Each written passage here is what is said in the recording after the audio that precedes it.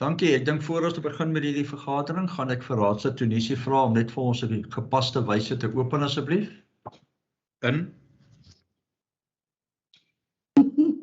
Thank you very much, Speaker. Unfortunately, I won't be able to pray in Afrikaans, but I would rather do it in my mother tongue. Can we close our eyes? Bawona mandla onke Nkosi Yesu, siyabulela Jehova usithwele kwade kwalapha. Nakumhlangano sizawungena kuwo, sicela wena usikhokhele phambili. Sicela wena uhlale nathi ukuze zonke izinto esizazithetha nesizawuzenza kulo mhlangano sizenze ngokuphefumlelwe nguwe. Sithwale nakaloku njena somandla sizezinkokheli zalo masipala waseKhepakalas. Siyazi into yokubana wena usoloko unguThixo phakathi kwethu. Naba bahlali baseKhepakalas somandla sibabeka phambi kwakho, ibalithemba makuthi kanti nathi silithemba for bona ukuze kuzaliseke iminqweno yabo. Siyabulela somandla ukubana sikwazile uphakama savuka ngoba abanye abalifumenanga ilithuba. Sithwale nakaloku njena ngoYesu Kristu Nkosi yethu. Amen. Amen. Baie dankie raadslid Tunisi. Dan aansoek om verlof tot afwesigheid. Ek het geen verskonings gekry nie. Ek dink al die raadslede is ingeskakel. Ek wil net graag hê, weet, dit is die eerste raadsvergadering wat raadslid Europa nie by ons is nie. En ons het nou al 'n diens gehou ter ering van hom, maar ek sal graag wil hê die raad moet net vir 'n oomblik stilte handhaaf ter nagedagtenis van raadslid Europa asseblief.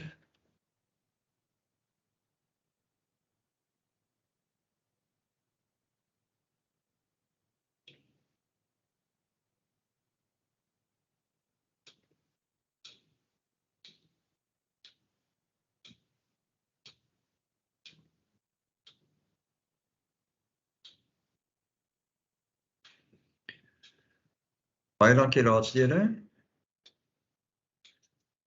Goed. Speaker. Ja. Yes. Thank you so much, Speaker. I also needed to be noted this last month or this month that we are in, we've also lost one of our workers. I think it's also important that we respect him in terms of one of our officials that has passed away. Thank you, Speaker. Thank you, Councillor Tunisi. Ek sien jou hand is op. Yeah, thank you very much, Speaker. I think the Deputy there just jumped in ahead of me because I also wanted to just make Council aware of the fact that we've lost one of our employees, Mr. Rasi, who was working in the Technical Infrastructure Services Directorate, also passed on. Thanks, Deputy Mayor. And also just an apology from Mrs. Nombasa Mslati Misewe, who's also admitted to hospital.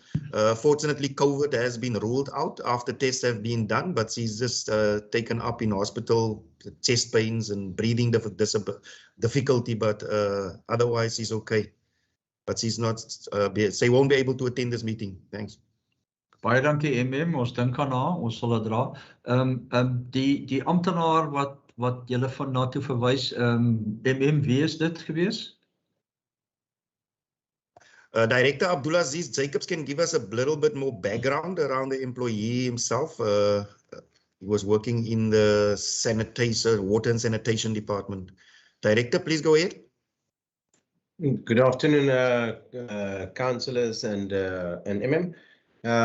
we know that it was the employee was on his time off, and it happened over a weekend, and it was in a private vehicle.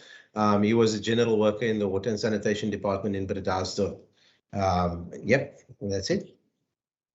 Dankie, Aziz. I don't want to divulge his name for the purpose of the protection. Okay. Thank you, Aziz. I think what we will do, we will also have a moment of silence for one of our officials, if you don't mind, please. Thank you.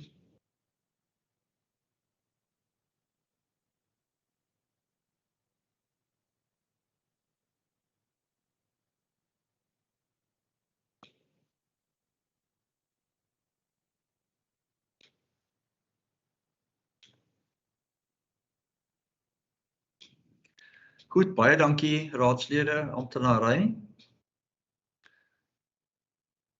In die verklaring en mededeling deur die voorsitter, ek het een punt wat ek net baie graag wil opsit, alhoewel dit nie in die agenda is nie, maar as gevolg van die afsterwe van raadslid Europa, het daar vakante pos van die ANC ontstaan op die bestuursdienste komitee. Ek het met hulle in kontak gekom. Ek sal net graag wil hê hulle moet sê wie hulle voorstel, want dit moet deur die raad ook goedgekeur word, wie hulle voorstel om in sy plek in die bestuursdienste komitee te dien.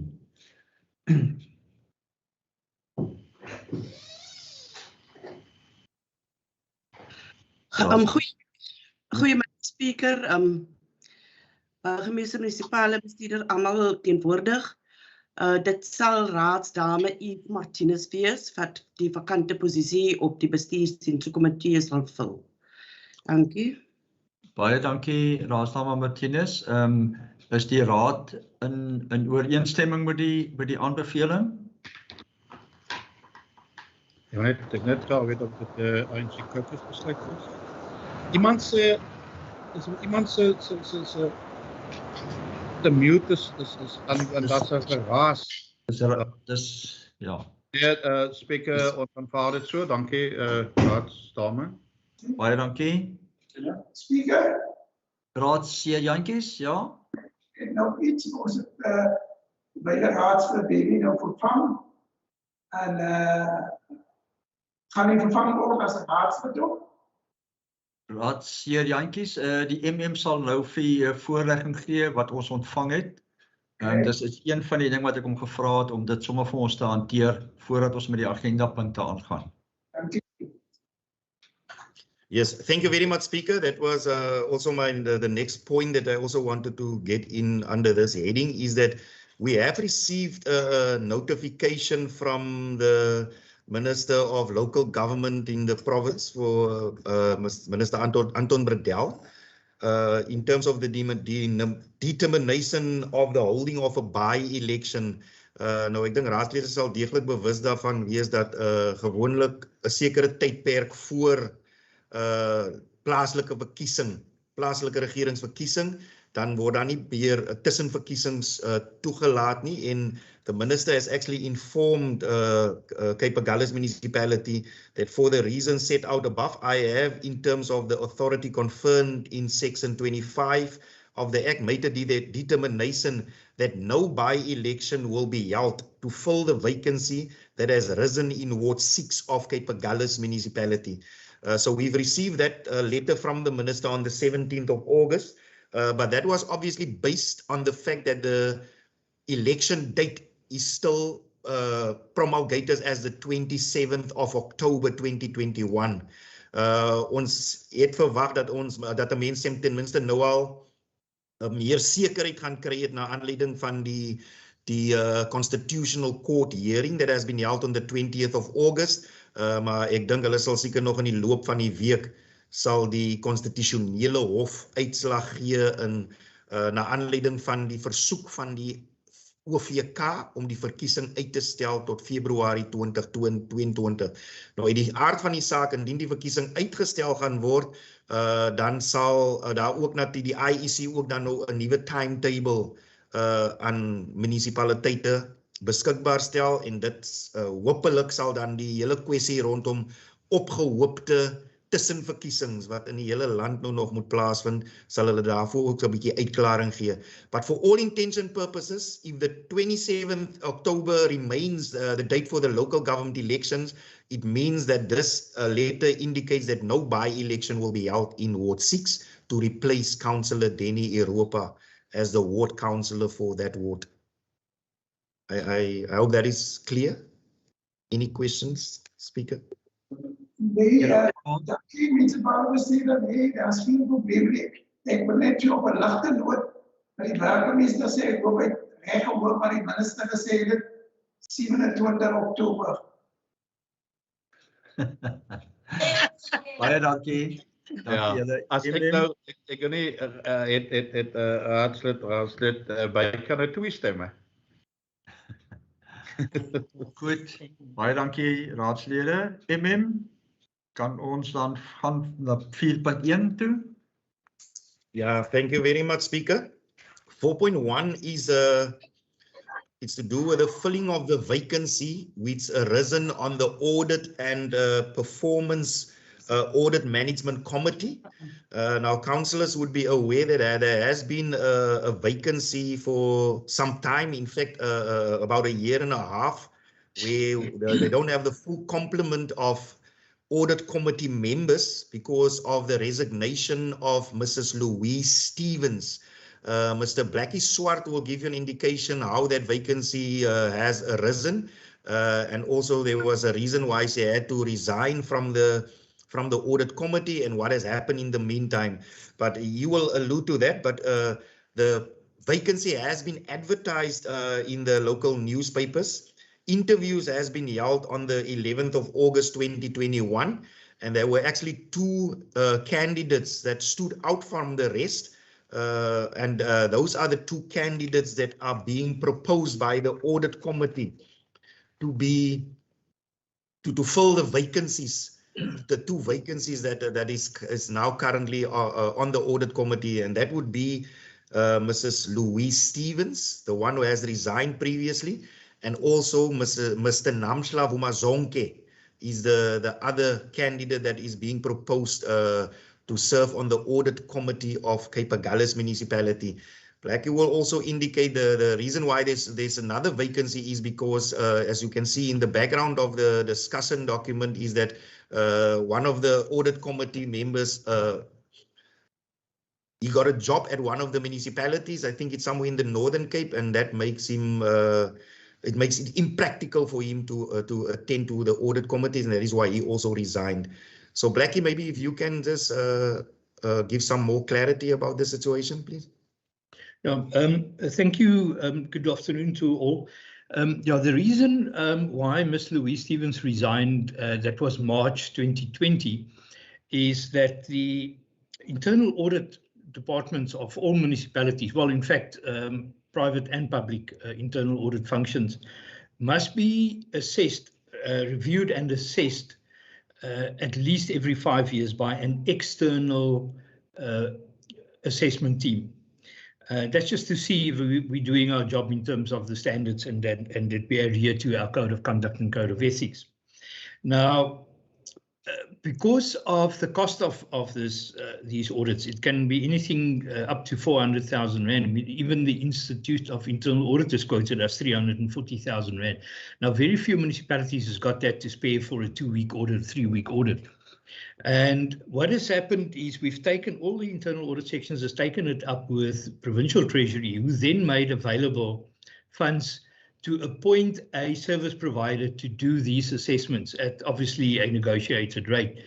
Now, as it would happen, the company of Mrs. Louise Stevens got the job. She's the director of an internal audit company. And obviously, because of the conflict of interest, she can't sit on the audit committee and review their own reports. She resigned, and that was in the middle of March 2020, just before the lockdown. So then because of, as I said there, because of the cost implications and trying to save money, they decided not to fill the position until all these lockdowns and everything is finished. Which has now happened. But now in the meantime, another committee member, Mr. Denver Miller, took a position at Anta Municipality, Calvinia, and he can't attend anymore now. So suddenly, although the committee could run with 3 committee members because the quorum is 3, now suddenly there was only 2 members, so there's no more quorum. And luckily, he resigned just before we advertised, so we went through the whole process. And the interviews was held, and the 2 people that is recommended is again Mrs. Louise Stevens. She is an expert in internal auditing. She's a risk management expert. She does risk management at a lot of companies as well as local government. She's an expert in that field. She's also a qualified quality assessor. That's why her company got the work. So she can add a lot of value in terms of internal audits quality and their professional conduct.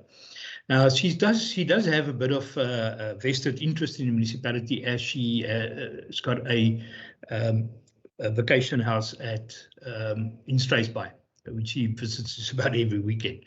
The other person he's a CA, and the current chairperson is also a CA, but his contract, his second term, expires around the middle of September, October next year. And this person can then also take over from him, because he's also a CA with financial expertise. So he can then take over from them, because these people are fairly difficult to find for small audit committees. He was previously a deputy director at the provincial treasury and overseeing local government, including local government finances. So I think in that sense, I think the local government experience is there, and that's what we need. Now, the committee members are appointed for a 3-year period. I didn't put it in, unfortunately, but they appointed for a 3-year period, but it can be extended to a second term of 3 years. They're not allowed to serve for more than 2 terms. The Treasury guidelines on conflict of interest when the persons can apply again is 12 months. So if a person resigned because of conflict, there must be a period of 12 months before they can apply again. Now, it's now more than 12 months. It's like 15 months or something, 15, 16 months already. So this is the recommendation by the Audit Committee. I think it is people that can add value. We do now comply to the Council's request last time for a female on the Audit Committee, and as well with an African now, we represent all the parties in Cape Agulhas. I don't know if there's any questions on this. Baie dankie vir die inligting, Blikkie. Is daar enige vrae?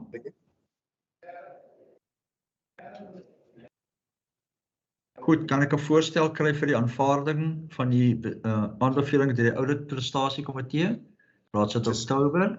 Yeah, Chairperson, Speaker, before you ask for the recommendation, we can just amend the recommendation dat goedkeuring verleen word dat mevrou Stevens en Namsla Wuma Zonke aangestel word in die vakante komitee poste vir 'n periode van 3 jaar en vir kontinuïteit dat daar weer aansoek gedoen kan word vir die verlenging van die 3 jaar kontrakte, maar dat is hulle net eers aanstel vir die 3 jaar. 100%. Goed, ek het daarmee. Voorstel, goed, voorsteller vir die aanvaarding, maar raadsit Oktober, sekondant. Councillor Sauls. Baie dankie. Goed, MM, 4.2. Thank you. Baie dankie. 4.2 handel oor die vervreemding of die huur van 'n gedeelte erf 773 in Waniskrans. Daar was 'n aansoek gewees van I think it's Mr. Lorenzo Leonard for a piece of land just behind his existing property that he owns to utilize it for, I think it's for gardening. Yeah, there's a good picture. We were there the other day on a site visit, and we actually also noticed that he's already utilizing the piece of land which he has applied for before.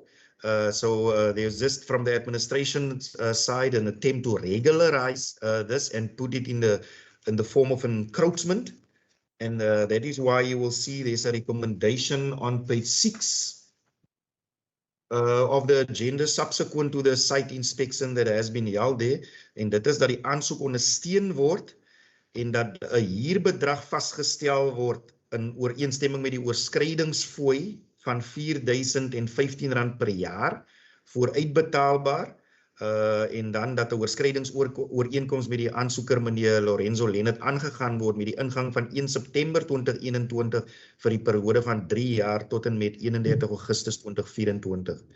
So that is the recommendation from management side, Speaker. Dankie MM. Goed, kan ek dan Raadslid Martinez sê voorstel of 'n vraag? Speaker, ja, net 'n vraag van my kant af. Die bedrag wat bereken is vooruitbetaalbaar per jaar R4.015. Dit is die normale oorskrydingsfooi per vierkante meter of whatever the calculations was. Ek wil net daai versekering eers hê. Ja, Dit is so, Marius kan bevestig, Marius?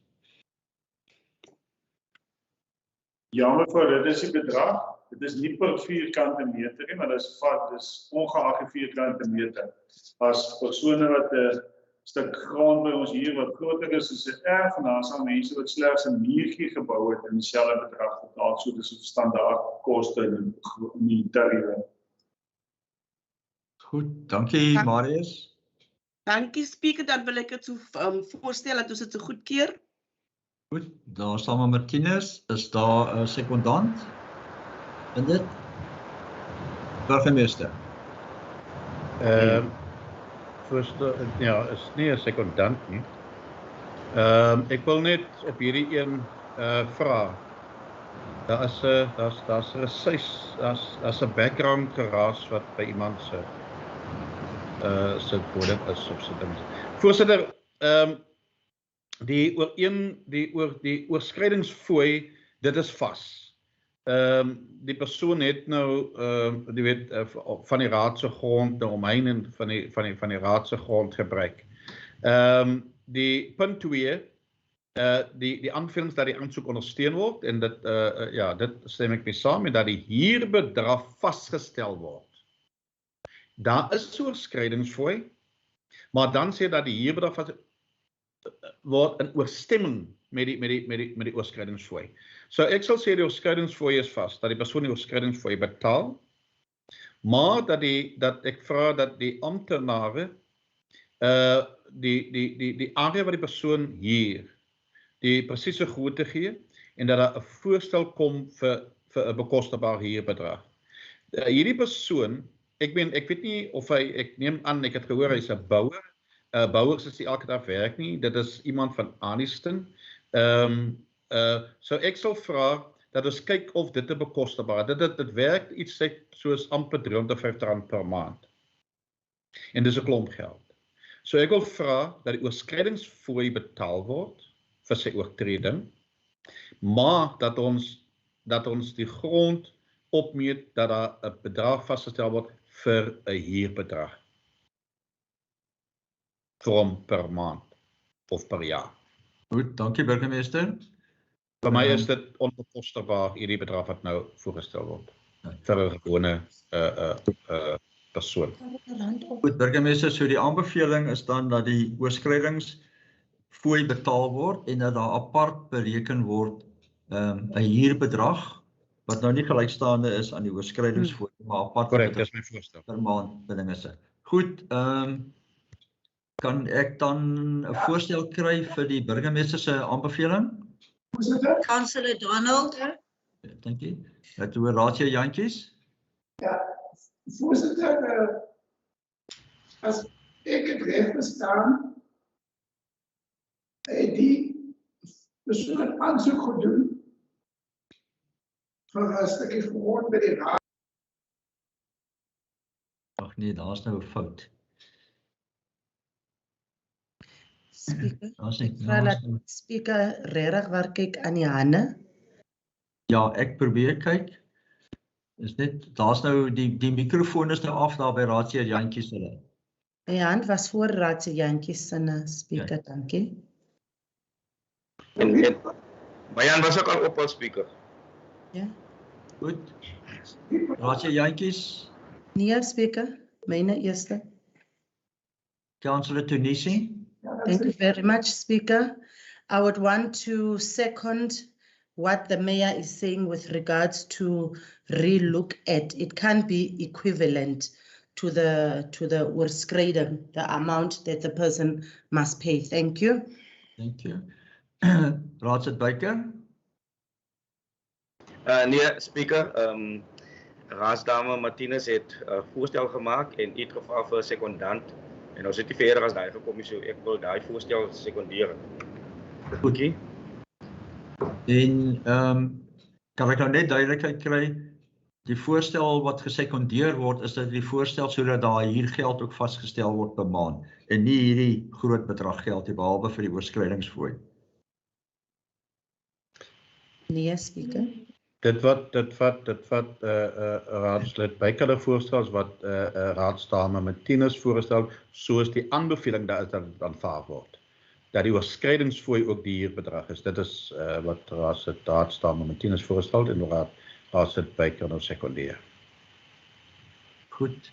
So ander woorde, ek het nou twee voorstelle. Die een voorstel is soos die aanbeveling wat hier so staan en dat die huurgeld presies dieselfde is as die oorskrydingsvoorstel, soos die raadsdame Martinez voorgestel word en raadslid Bykele gesekondeer is.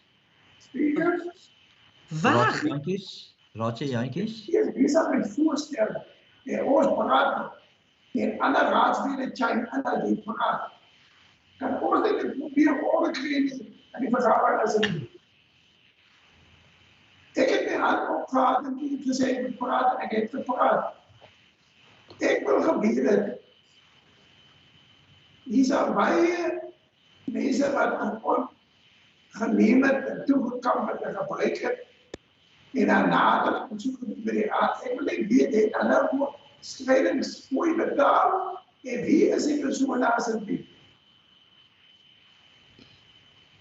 Goed, raadse Jantjies, ons gaan nou terugkom na jou vraag, Marius. Is dit jou hand, Marius, of is dit raadse Jantjies sinne nog?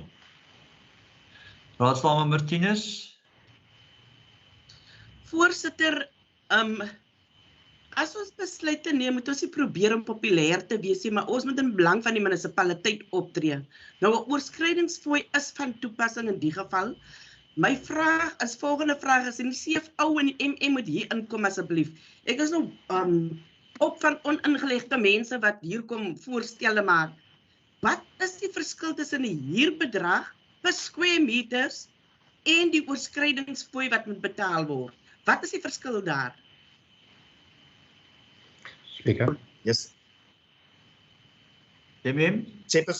Ja, dankie Speaker. Ek het nou juist in die chatgroep juist om gevra dat Marius ons net 'n bietjie toelig oor die verskil tussen die twee. Hoekom is dit 'n oorskryingsooreenkoms en wat is die implikasie van die bedrag vir 'n oorskryingsooreenkoms as die van 'n maandelikse huurtarief vir die grond wat ter sprake is. Marius, kan jy miskien vir ons toelig asseblief?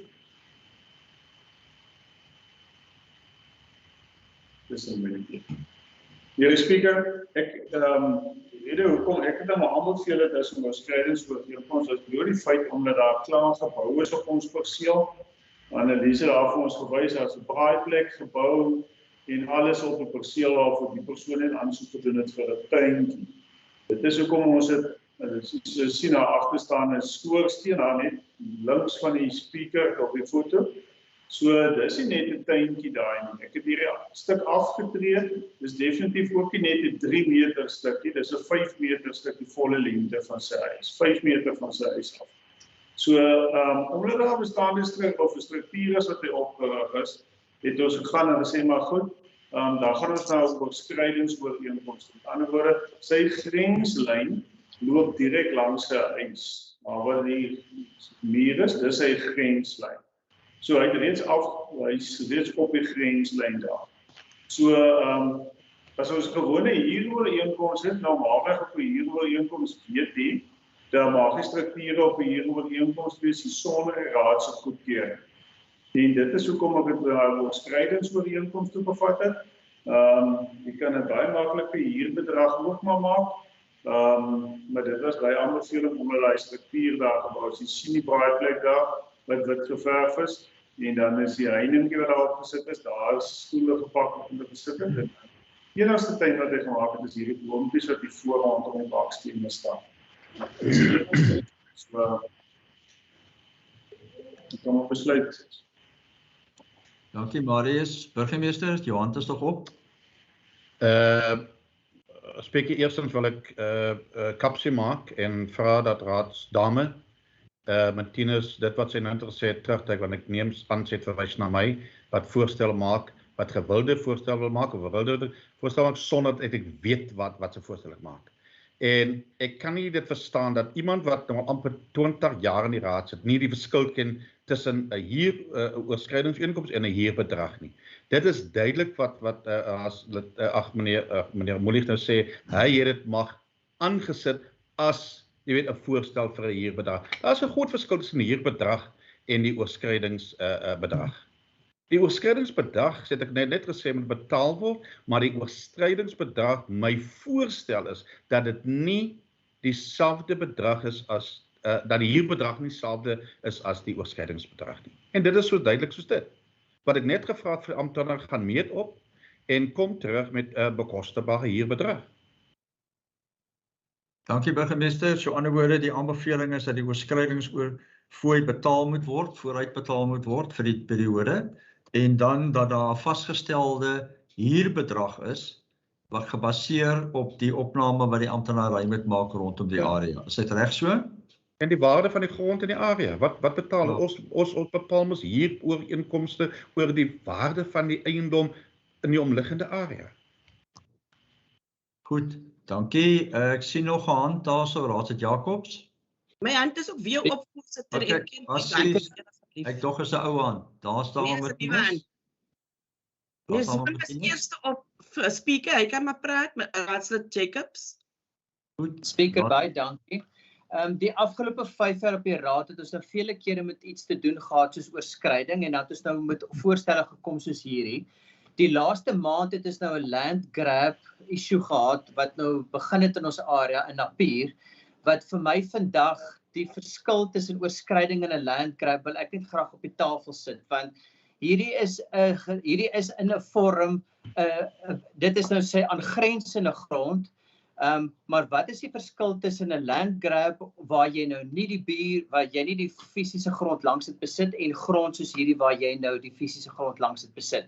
Ek wil net hê ons moet net duidelik wees en ek wil graag beter verstaan wat is die verskil tussen 'n land grab soos hierdie waar ons nou praat oor huurkontrakte en oorskrydingsfooie versus 'n land grab waar ons met mense onderhandel om hulle in alternatiewe plekke te huisves.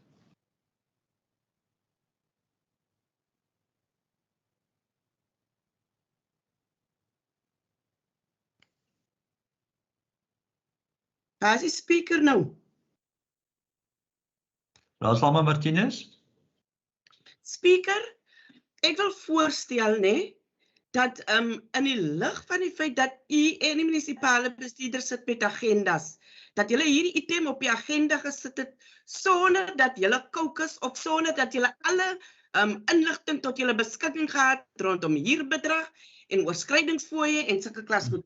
Ek wil dan voorstel dat hierdie item afgehaal moet word van hierdie raadsagenda, dat die ondersoek gedoen word, as ons praat van huurbedrag, laat ons nie in die lug praat nie, maar laat ons gaan kyk spesifiek wat is die verskil tussen die huurbedrag en die oorskrydingsfooi, sodat ons kan sien en appels met mekaar kan vergelyk. Maar moet nie goed op die agenda sit en dan wil julle agterna kom voorstelle maak, dit moet nie so wees nie. Julle moet julle caucus reg uitsort. Raadslid Martinez, daar is 2 items hier op. Die een is die oorskrydingsfooi en die ander een is die huurbedrag. Die aanbeveling van die amptenary was maar net gewees dat die oorskrydingsfooi dieselfde is, of die huurbedrag dieselfde as die oorskrydingsfooi is, waaraan die burgemeester aan gewys het dat die oorskrydingsfooi moet betaal word, maar dat daar na die huurbedrag, na die area en die omgewing en die oppervlakte gekyk word om 'n huurbedrag te kan bepaal. Dit was die voorstel van die burgemeester gewees. Nou wat is die huurbedrag? Ek trek my voorstel terug waar ons die bestuursaanbeveling aanvaar het. Ek trek daai voorstel terug en ek wil vra dat julle moet teruggaan en die somme gaan maak en sit 'n ingeligte item op die tafel met genoegsame agtergrond en inligting. Speaker. Burgemeester? Speaker, ek wil hê dat u vir raadsdame u buite orde moet reël nou. Sy is nou heeltemal buite orde. Sy moet dan net sê, sy ondersteun die burgemeester se voorstel. Daar is 'n voorstel, sy was deel, dink ek neem aan, van die ondersoek en die besoek aan ter plaatse, en sy moet nou net miskien haar proud vat en die burgemeester se voorstel aanvaar. Wat ek gesê het, daar's 'n voorstel. Soos gewoonlik die amptenare bring 'n voorstel en dit is vir die raad om te besluit. Selfde. Goed, maar moenie arrogant raak deur nou vir u en die munisipale bestuurder te blameer dat u nie reg doen nie. Dit is ongehoord en dit is absoluut onvanpas. Baie dankie. Waar is die huurbedrag? Waar is die huurbedrag? Raadslid Martinez, soos ons gewys het, dat die huurbedrag sal bepaal word, die amptenary sal die area gaan opmeet en kyk na 'n huurbedrag wat van toepassing is. Heiliglik is dit die voorstel gewees van die burgemeester. En daar's 'n sekondant van dit, van raadslid Tunisi, om dit te ondersteun. Goed, so hierdie punt is nou so, die oorskrydingsfooi staan, daar sal net 'n opname gedoen word deur die amptenary om te bepaal wat sal die huurbedrag geld wees. Meneer die spreker, mag ek asseblief iets sê? Ja, maar waar is? Ons het nog nooit by vorige oorskryingsooreenkomste vir mense ook 'n huurbedrag gevang. Dis twee heeltemal aparte goed. Of 'n ou huur 'n stuk grond en nou stel 'n huurooreenkoms op wat 3 of 4 of 5 bladsye is, of hy oorskry op ons grond soos wat ek nou gedink het in hierdie geval is, en is 'n oorskryingsooreenkoms. Ons het nooit 'n oorskryingsooreenkoms en 'n huurbedrag. Die goed is twee heeltemal uiteenlopende. So die voorstel wat ek in 2 gemaak het was dat die bedrag wat hierdie persoon gaan betaal is eenmalig R4.015 per jaar. Hy kan dit nou maandeliks op paaiemente betaal, hy kan dit 6 maandeliks betaal, maar aan die begin van die jaar het finansies dit op sy debiteerde rekening R4.015, want dis die bedrag wat betaalbaar is vir die jaar. So daar is nie nog 'n maandelikse huur of enige ander huurbedrag ter sprake buiten die R4.015. So die oorskryingsooreenkoms, as ons daai kant toe gaan, is die bedrag R4.015. Goed, ons sal teruggaan.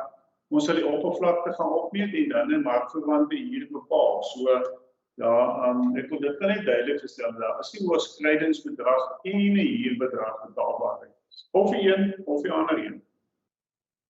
Goed, Marius, dankie. Maar as ek die aanbeveling lees van die Finanskomitee, dan lyk dit, dan lees dit asof daar huurbedrag vasgestel word in ooreenstemming met die oorskrydingsfooi van 4.000 soveel per jaar vooruitbetaalbaar.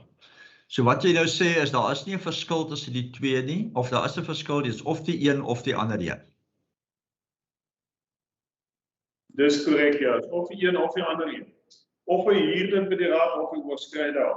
En in my geval, as ek na die foto's kyk waar hy klaar gebou het en alles, het ons dit in die verlede as 'n oorskryding. Ons het dit op Strydspaan met mense gehad wat 'n muurtjie oorskry het, en dan kan vir heel wat ander gevalle in ons oorskryingsooreenkomste aangaan, waar mense oorskry het op hulle erfgrens en dan op die raad se grond. Goed, ek gaan nou die punt sluit. Ek gaan nou nog net vir Raadslid Jacobs.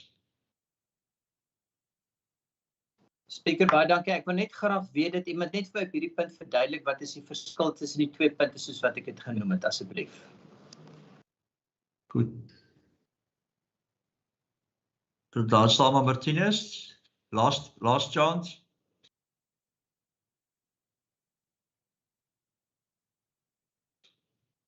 Speaker, nee, my hand is nou af. O. Goed. Dat die slim mense daar voorstelle maak.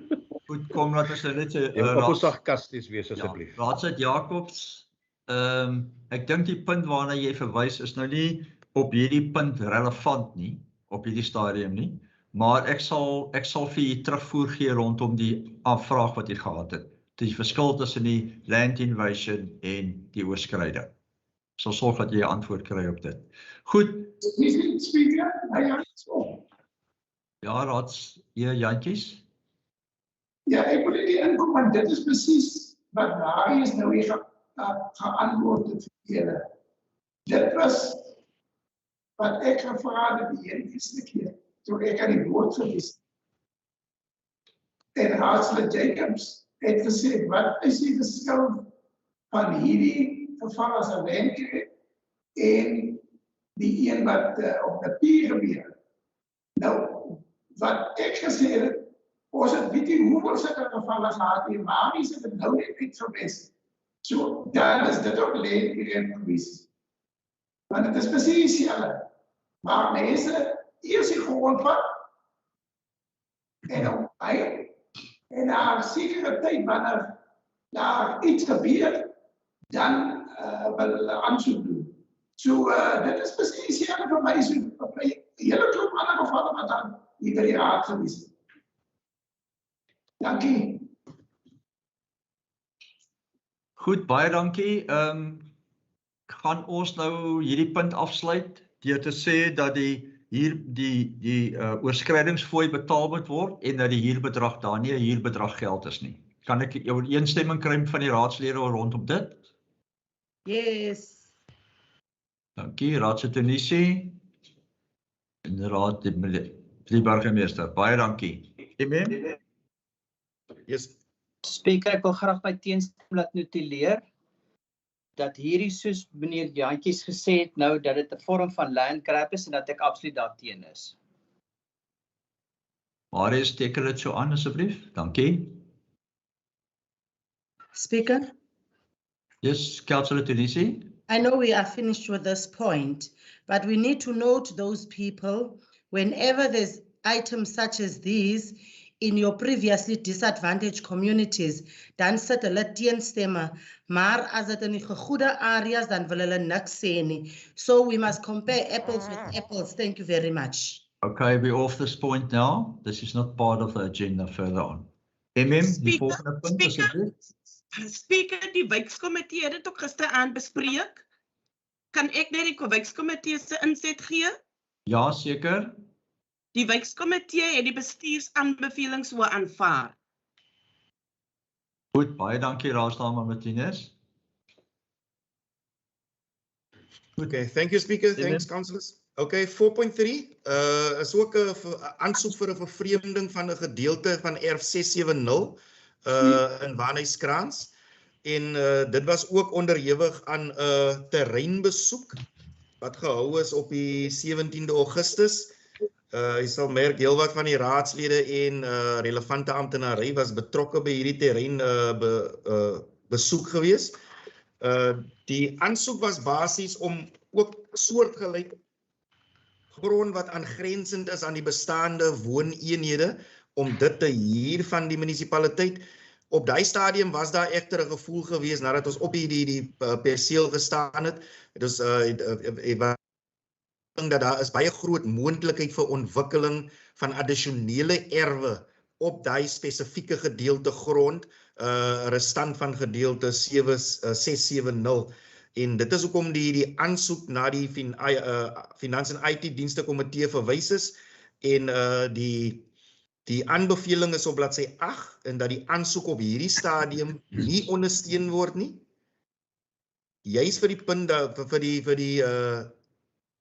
vir die rede dat daar ander moontlikhede is vir die uitleg van die spesifieke stuk grond en dat stadsbeplanning versoek word om 'n nuwe uitleg aan die raad voor te lê waar daar ten minste 3 nuwe aangrensende erwe uitgemeet kan word.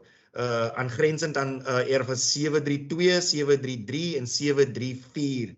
En dan ook dat stadsbeplanning ondersoek instel na die verdere ontwikkeling van erf 670 Wanhuiskraans vir moontlike behuisingsopsies in die area. Baie dankie MM. Speaker, Wat sê Jantjies? ja, ek kan maar verby die punt wees, maar ek gaan net my punt maak nog. As daar die vorige item onder land grab is, dan is al hierdie vorige besluite wat ons geneem het, vir mense wat van die raad se gewoon onteienis voor hulle aansoek, is dit ook land grab gewees. So ek distansie hierby van land grab. Dat wil ek net op record plaas asseblief. En dan is allemaal land grab. Ons kan nie net as een bijvoorbeeld aanzoek doen en het is de grond gevat van die raad. En toen kan men zeggen, dat is leentje. Maar als je andere mensen het vat, dan is het geen leentje. Op elke mensen voor toekomt als het leentje. Ik ga totaal zo naar met die. Baie dankie. Dankie Raadse Jantjies. Goed, ek sien 'n hand op is Voordat jy miskien vir die raadslede gee, is net belangrik om dit toe te lig. Die verskil tussen die vorige aansoek wat ons gehad het en hierdie aansoek. Die vorige aansoeker het voordat sy aansoek oorweeg en goedgekeur kon word, het dit omheind. En dit is hoekom op hierdie aansoek is daar het die mense aansoek gedoen nou om basies gedeelte van die erwe van die raad te verhuur. So daar is niks, hulle het niks gedoen op die erwe, dit is nog altyd leeg soos wat dit nou huidiglik staan. Goed, dankie MM. Voor ek gaan vra vir die aanbeveling, Raadsdame Martinez, sien jou hand is op. Speaker, dankie. Soos ek gesê het by die vorige item, die wijkskomitee het gister aan vergadering gehou. Die wijkskomitee het die hele bestuursaanbeveling of die aanbeveling van Finans en IT-dienste komitee so aanvaar en dieselfde geld ook by 4.4.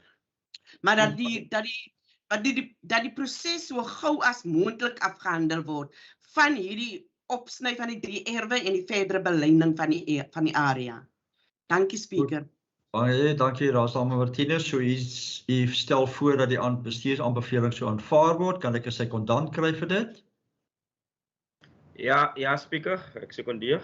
Baie dankie, Raadslid Byker. Goed, soos die Raadsdame het reg verwys en gesê dat hierdie punt 4.3 en 4.4 is presies dieselfde aangeleenthede. Dis dieselfde goed wat plaasgevind het. Die wijkskomitee van wijk 6 het altyd van hulle die aanbevelings aanvaar. As ons nou na 4.4 toe gaan, kan ek dan 'n voorstel kry vir die aanvaarding van 4.4 soos die bestuursaanbeveling daar is? Speaker, daar's nog hande. Ek dink raadslede wil seker nog vra iets toelig aantree. Speaker. Raadslid Zoon Jakob se hand is op en onderburgemeester. Goed, Raadslid Tunisi. Nee, Speaker, myne was net my stem op te sit op al 2 punte soos dit voorgesê is of opgesit het op die agenda. Dankie. Goed, baie dankie, Raadslid Jacobs. Speaker, baie dankie. Ek wil dit net op die rekord hê dat ons het as raad nou amptelik dit so besluit en bekragtig en genotuleer dat dit is in jou voordeel as grondeienaar om eers 'n draad op te sit en dit te kamp en die grond te vat en dan te vra vir point of order, Speaker. Point of order. Speaker, I raise a point of order. Dit is nou van almal se belang om eers te grab en dan aan te doen. Speaker, I raise a point of order. Ek dink ons kom net terug na die punte wat hier so is. Ek dink nie dis die bedoeling daarvan nie. Ek dink nie dit is net een persoon se siening rondom dit. Die wijkskomitee het dit ook nie so gesien nie en die Raadsdame Martinez wat op die oomblik die voorsitter is van die wijkskomitee het dit voorgestel en gesekondeer. Baie dankie MM. Ons gaan na 4.5 asseblief. You are out of order when as one. Kom ons gaan na 4.5 toe asseblief. Dankie. Thank you, Speaker. 4.5. Dis 'n gedeelte van erf 1148. Dit is die meengrond rondom Bredasdorp. En daar was 'n aansoek van P&B kalkwerke vir 'n toegangspad om gebou te word. Nou P&B Limeworks is besig met 'n toegangspad na hulle nuwe perseel toe en dit is 'n aansoek wat al voorheen deur voor die raad gewees het. En daar was 'n gedeelte van die erf wat aangedui is wat vervreem moet word van die raad. Nou, jy sal onthou P&B Limeworks het hulle ou site aan die munisipaliteit geskenk. Die waarde van die aansoek was die waarde van die skenking kom te neer op iets soos 1.4 miljoen rand wat hulle aan die raad geskenk het vir wat ons dan op basis gaan aanwend in die toekoms vir what we call a waste management recovery facility. Maar wat nou gebeur is, as jy kyk na die uitleg van P&B Limeworks se toegangspad vanaf die Swellendam-pad aan route na Bredasdorp, is daar 'n gedeelte van daai pad wat oor munisipale of erf 1148 loop en dit is wat hulle basies wil bekom van die munisipaliteit ten einde die toegangspad daar te stel. So daar was 'n goedkeuring verkry van die provinsiale paaie departement of Public Works and Transport en die bestuursaanbeveling is op bladsy 13, but I would also like to just the Director of Infrastructure Services just to give us a little bit more insight in terms of the technicality of this application. Dankie MM. Aziz. Good afternoon, Council, once again. Yes, thank you, MM. This item appeared in front of this council. In principle, council approved the alienation of the commonage, the section of commonage, not the entire commonage, just for the provision of a road. I think the previous council resolution was that we get a more defined site development plan and a layout, and then I further engaged with the GM of PNB Line just to establish what are the exact coordinates. So the exact coordinates has been provided in the attachment, and the total of land that is required for the purpose of the road and also the road reserve is 2,594 square meters. There is another attachment, and that's the one from Town and Country that gives us the exact north, east, west, south coordinates, and that is the part that will be subdivided and consolidated with their earth for the purpose of a road. I think they were almost the reason why this item has come so urgently back to the council is that we have received a request for a waiver in order to be able for them to proceed with the construction of the glijbane, Engelse woord glijp, because te veel Afrikaans is so slip lanes. In order for them to commence with the slip lanes, because they're going to have to make the road wider. So when the trucks turn off onto the new access road that is crossing our land, that it doesn't impede the traffic flow. So they're going to spend about 3.5 million rand on the slipways, which they didn't want to do initially. But so now they've budgeted for it. And so we have received the request for a waiver for them to proceed in our municipality. And then I told them that we can't issue them a waiver because the internal access road has to go over our land, and the council hasn't made a final decision yet. The contractor was supposed to mobilize in August, and I said to them they have to unfortunately put it on hold because we need to go through when the council makes a final decision on this 2,596 square meters, that it must go out for public participation. That is the process of alienation of land. And then we will inform them that the land will be transferred to them. And then also, I think maybe, maybe there's one of in order to expedite this item, when council agrees and the item has gone through public participation following this council resolution today, that the mandate then be handed to the to conclude the donation agreement, but that you will find further in the point, but so we've told them temporarily to halt the construction because we haven't had the necessary public participation. Thanks, Baie dankie, Aziz. Goed, kan ek dan 'n voorstel kry vir die bestuursaanbeveling?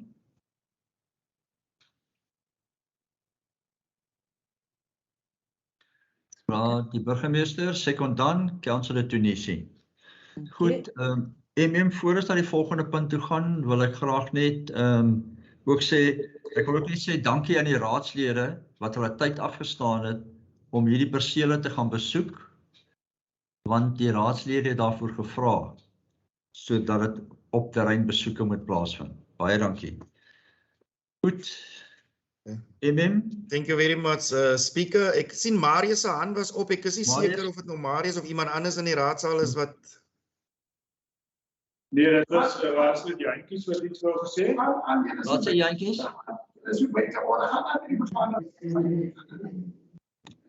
Kan jy hoor wat jy sê in die raadslid Jantjies? Goed, Jantjies sê jy kan aangaan met die vergadering, Speaker.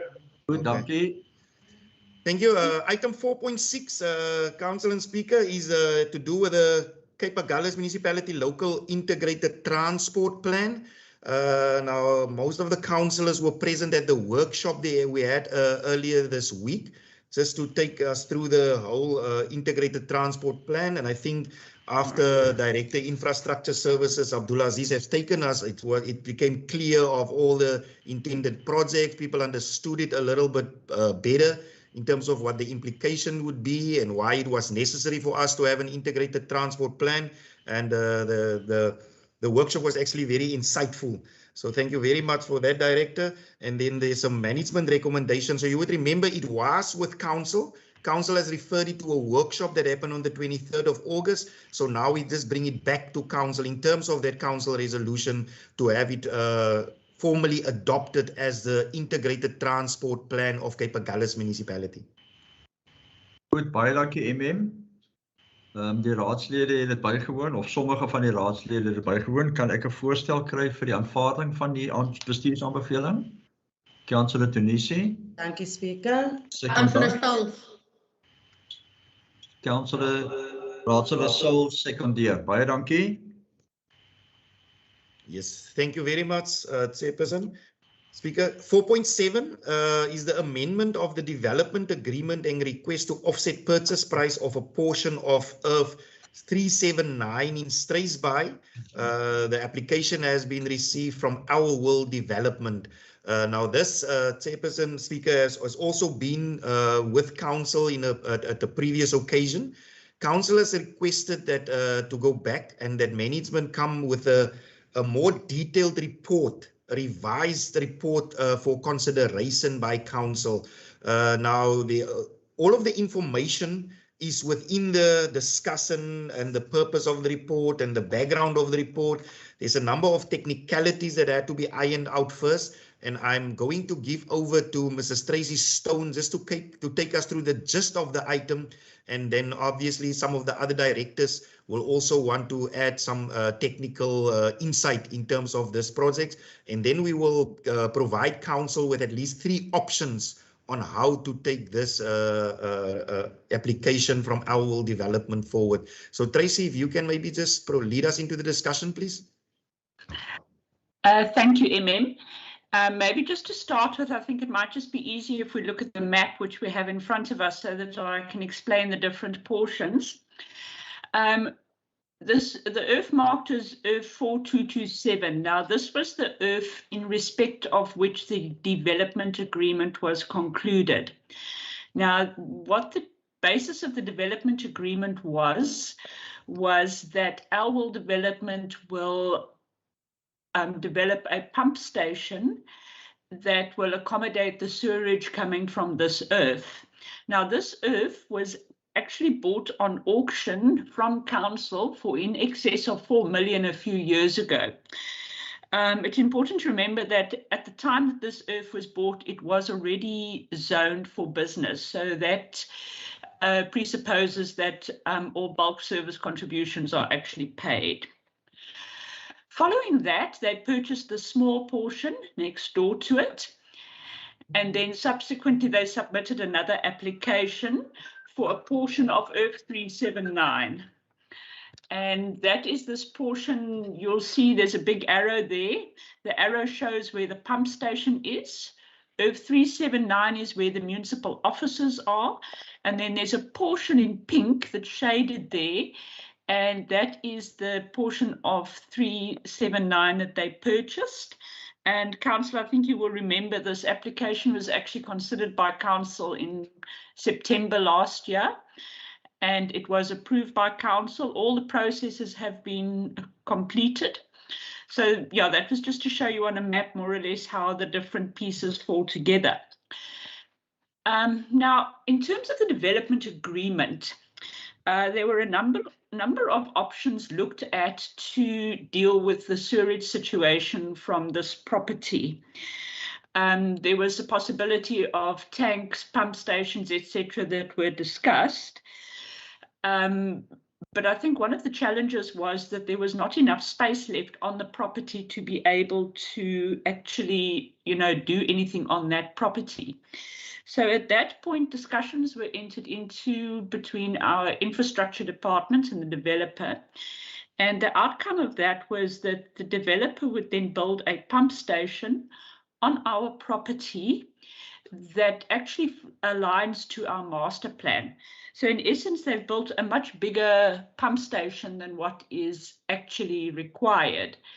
And the idea of that is then that that pump station will then in future serve other developments in the same area.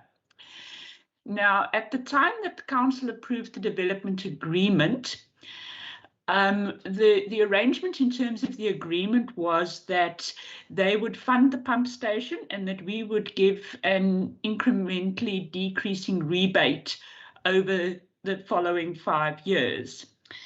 Now, what happened next is this agreement was provided to Elwell Development. I did get a verbal indication from the director at one point that he was happy with it, but the agreement was never signed. And then sadly, the director also passed away from COVID.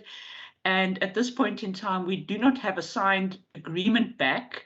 So essentially, I think in terms of this, we don't really have consensus.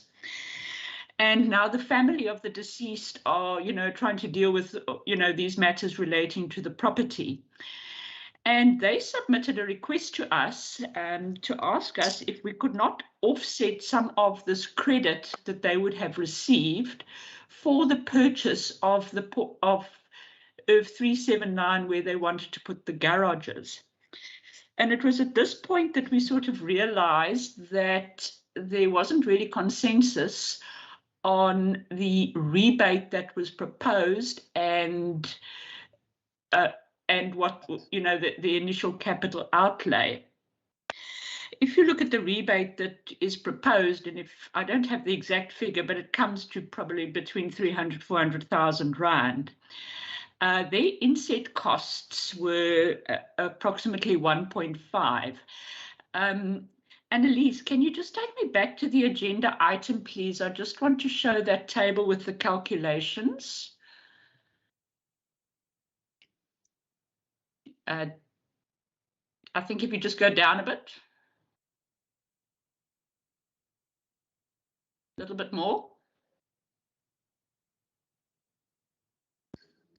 Okay, that's the table I'm looking for. Now, if we look at this table, what we will see is that the capital costs of the pump station were 1.5 million. And this is now a calculation done by a registered civil engineer. And he calculated that Elwell Development will only be using 3.1% of the capacity of this pump station. So this means that the balance of the capacity of that pump station is actually available for the municipality for future development. It must also be said that the pump station itself becomes the property of the municipality. It's not been handed over yet, pending signature of a development agreement, but it will become the property of the municipality, and the municipality will obviously be responsible for maintenance. But at this moment in time, the pump station is functional. One can maybe just move down a bit, Annalise, just to the map below. This diagram represents an extract from the Water and Sanitation Master Plan. And if you look at the area marked in green, you will see here that is actually the area that pump station will serve. So in essence, the pump station is actually much bigger than what was actually required. The table below also just indicates it's just an estimation of urban within that area and potential income if different properties were to link to that pump. But in essence,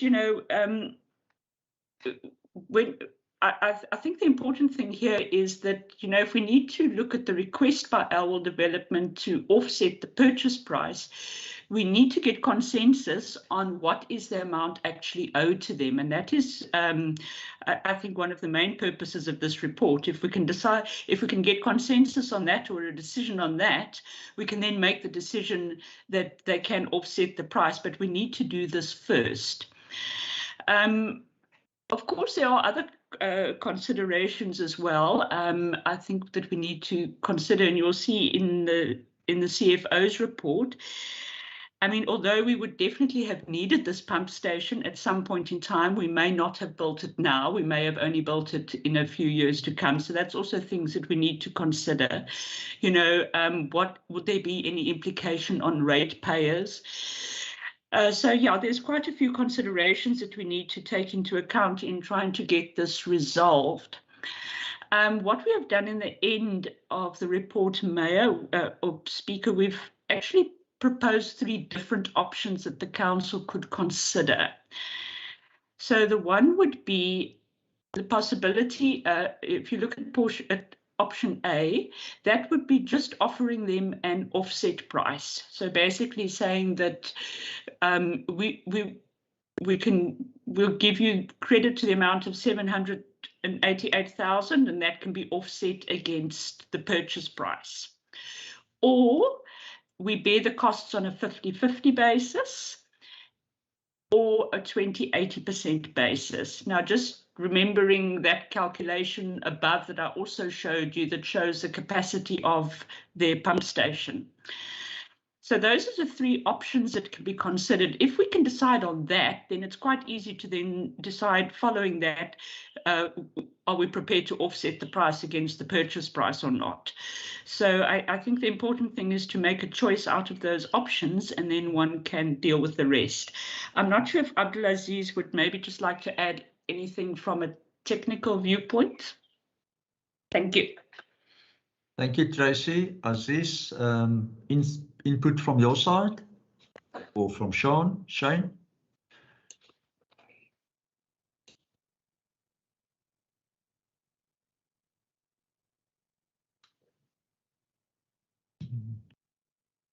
Abdul, you're muted.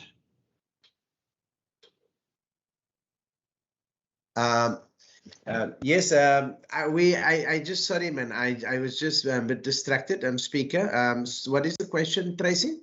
I see you've gone through the whole item, sorry. Yes, Abdulaziz, I just wondered if you wanted to add anything further from a technical perspective. There is nothing further to add. If there is any technical questions, I'm glad to answer them, Speaker. Thank you, Aziz. Okay, is there any technical questions from the councillors?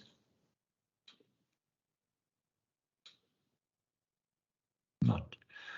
Okay, so now we have to decide on A, B or C from our side, from the councillor side. Meyer?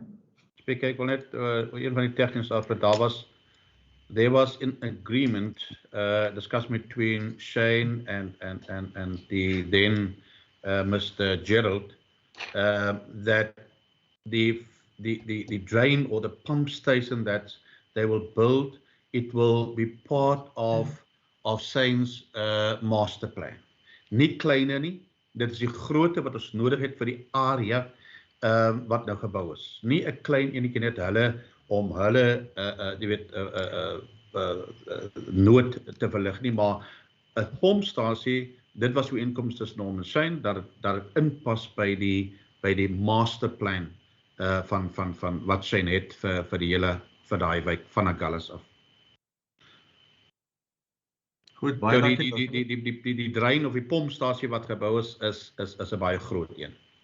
And waarvan Tracy's what she explained is that they will use for their consumers is 1.3% or 3.1% only. So okay, but if there's any questions before I say something, is there any other technical questions? Enige verdere vrae, tegniese vrae rondom die aangeleentheid? Ek sien nie, burgemeester, jy kan maar voortgaan. Voorsitter, ek wil voorstel in die lig dat ons het nou 'n pompstasie wat die behoefte van Struisbaai en daai omliggende area wat ons nou gebou is, wat dit nou ons onmiddellik gebou is, wat dit aanspreek. And what Tracy has mentioned, that we must still just decide today, what is the amount, the rebate. En die bedrag van wat hulle ingeset het was 1.5 miljoen rand. En daar was so 'n inkoms, daar's nie 'n written, daar's nie 'n skriftelike inkoms op hierdie oomblik op die tafel nie.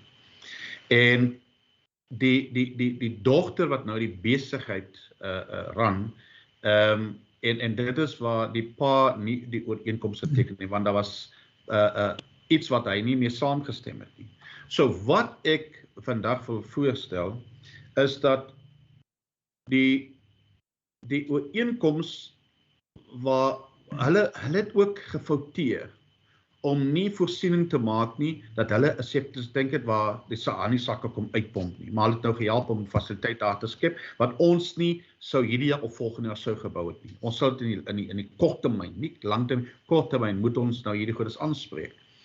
Maar dat ons nou gaan kyk die onderhandelings, hulle deel van hulle foute. Het ek voorgestel dat ons met hulle onderhandel, dat hulle 3% kapasiteit, 3% wat hulle sou het te neergekom op R45.000 wat hulle sou bygedra en die ander sou die raad doen. Ons gaan ek en Shane het 'n gesprek gehad ook en sê net hulle moet 'n groter deel bydra want hulle het ook van hulle het vir ons eintlik nou in 'n situasie dat ons nou moet 'n besluit neem. So die ooreenkoms nou is dat vanaf R45.000 gaan hulle nou R300.000 bydra. Dit is 20% van die area. En dan verder wil ek sê dat ons die bedrag bepaal op die 1.5 minus die 300.000, dan is dit 1.2. Ek wil eers daar staan. En dan eintlik 'n versoek rig dat laat ek maar eers daaroor klaar praat, dat ons daai bepaal, die 1.2 miljoen rand, en dat ons die offsetprys van die grond wat hulle aangrensend rand koop, wat daar nou lê, dat is dit aftrek van daai bedrag af, dan is dat soos R400.000, en dat ons ooreenkoms dan gaan afhangende van hulle maandelikse of jaarlikse faktuur van die munisipaliteit, dat ons ooreenkoms het van 2 jaar vir die res om af te betaal. Daar's 'n opname gemaak van hoeveel huishoudings in daai area is, en hoeveel besighede die ontwikkeling langsaan kan onmiddellik aansluit. Elke huishouding betaal nou 'n aansettingsfooi van R8.000, 8.000 iets in die verslag. So daar's iets soos 'n klomp huise in die omgewing. Shane is besig met sy plan om pype te lê sodat mense kan aansluit. Daar's besighede van oor aan die pad, Vision Mall wat al navraag gedoen het of hulle kan aansluit. So daar is onmiddellik daar's nie hoef dat die publiek of die belastingbetalers dat ons dit op hulle gaan afbring nie. Dit is 'n bedrag, trek die geld af, dit wat hulle gaan betaal vir die gebou, en die bedrag wat oor is, moet hulle gaan ons aftrek oor 2 jaar of 3 jaar van hulle rekening. Dankie, Speaker. Baie dankie, burgemeester. Goed, Councillor Tunisi, ek sien jou hand is op. Dankie, Speaker.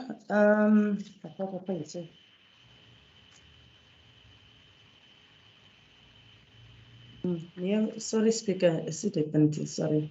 Good, Councillor Donald, your hand is up. I'd like to second the mayor's proposal. Goed, baie dankie. Marius, so het jy dit nou soos die burgemeester het gegee het? Julle kan miskien net met mekaar weer gesels rondom dit. Baie dankie. Speaker, Raadslid Jantjies. julle sê van die enige vergadering, die kamer praat, die julle is heeltemal uit orde. Maar wil ek sê, Speaker, ek stel voor dat ons aanvang soos die ooreenkoms is en laat daar niks afgeskryf word hier. Ek weet as daar onderhandel is vir 'n groot pompstasie, ek weet dan is daar onderhandel vir 'n groot pompstasie en hulle het 'n groot pompstasie gebou. Dis nie die raad se probleem daai nie. Dit is hulle probleem en as hulle echt gekoop het ons vir R700.000, dan moet hulle die R700.000 betaal en finies en klaar. En as dit nie dit is nie, teken ek by 10 stem aan daarteen. Baie dankie. Dankie, Raadslid Jantjies. Ek het 'n voorstel van die burgemeester en gesekondeer deur Raadslid Donald. En ek het nou 'n voorstel van Raadslid Jantjies gesekondeer deur. Sorry, Speaker, there's a question from Tracy Stone as well. Tracy? Speaker, maybe I'll just reserve my question. I just had a question on the wording of the resolution, but I see there are other councillors who also want to speak, so I'm going to lower my hand for now. Thanks. Okay, goed. Raadslid Martinez. Speaker, ek gaan my stem by raadsheer Jantjies voeg, deur te sekondeer dat ons moet volstaan by die kontrakvoorwaardes soos wat dit miskien nog nie geteken is nie, want ons kan regtig nie die munisipaliteit as 'n charity bedryf nie. ons moet in belang van die groter publiek daar buite moet ons besluit te neem. So ek sekondeer raadsheer Jantjie se voorstel. Goed, dankie Raadsamer Martinez. Goed, ek het er 2 voorstelle. Een van die burgemeester. Spreker, ek wil net inset op Raadsheer Jantjie se inset wat hy gemaak het. Daar is nie 'n sent, nie 'n dooie sent wat die munisipaliteit afskryf in dit wat hy nou genoem het nie. Daar's nie 'n sent wat ons afskryf nie. Goed, dankie burgemeester. Goed, kan ek dan kry wie ondersteun die voorstel van die burgemeester? Show of hands. I want to take you back, but can we just understand the one of the 3 options that has been put before council? Ja. As die burgemeester miskien net kan bietjie klaar kry. Ja, maar dit is opsie C. Opsie C, okay. Ja. Goed. Tracy, you still want to make comment? Yes, please. If we are going with option C, that means that we are then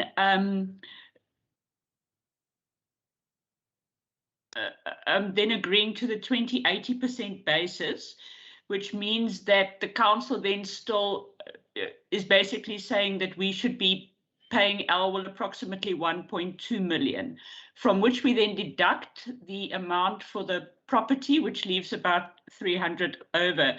So then we need to just look at point B. It says also then if we choose option C, then we allow for the crediting of Elwell Development's account. Mayor mentioned something just now about it being over a year or 2.